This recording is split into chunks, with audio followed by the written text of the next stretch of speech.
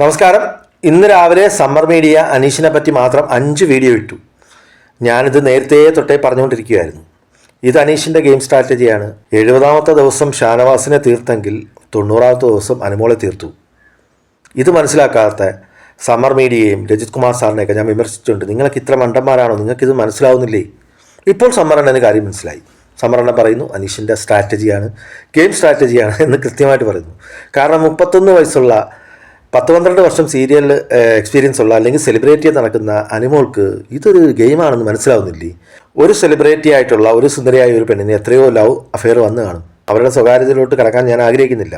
അപ്പോൾ അങ്ങനെയുള്ള അനുമോൾ കൃത്യമായിട്ടുള്ള ഗെയിമാണ് അവിടെ കളിക്കാൻ നോക്കിയത്. ആ ഗെയിമിനെയാണ് എക്സ്പോസ് ആക്കിയത്. ഈ പറഞ്ഞ വളരെ കൃത്യമായിട്ട് ലാലേട്ടൻ വരുന്ന എപ്പിസോഡിൻ്റെ തലേന്ന് എല്ലാവരെയും എക്സ്പോസ് ആക്കാൻ വേണ്ടി അനീഷ് ഇങ്ങനൊരു സാധനം, അതായത് ഒരു വജ്രായുധം തുറപ്പിച്ചിട്ട് അനുമോൾക്കെതിരെ പ്രയോഗിക്കുമ്പോൾ നമുക്കതിനെ ചിന്തിച്ചൂടെ ഇത് ഗെയിമാണെന്ന്? അല്ലെങ്കിൽ അയക്ക് പിറ്റേന്ന് പറഞ്ഞിട്ടായിരുന്നു. പിറ്റേന്ന് ലൈവ് വെളി വരത്തില്ലല്ലോ, അവർക്ക് റെസ്റ്റ് ഡേ അല്ലേ. അല്ലെങ്കിൽ ഇത് 10 ദിവസം കഴിഞ്ഞിട്ട് 5-6 ദിവസം കഴിഞ്ഞിട്ട് പറഞ്ഞിട്ടായിരുന്നോ? സ്ട്രാറ്റജിയാണ്. അതായത് അനുമോളെ എക്സ്പോസ് ആക്കി. അതിപ്പോൾ രജിത് കുമാർ സാറിനും അല്ലെങ്കിൽ ഈ പറഞ്ഞ സമ്മറണ്ണനും ഒക്കെ മനസ്സിലായി തുടങ്ങിയിട്ടുണ്ട്. ഓക്കെ, നല്ല കാര്യം. അത്രേ എനിക്ക് പറയാനുള്ളൂ.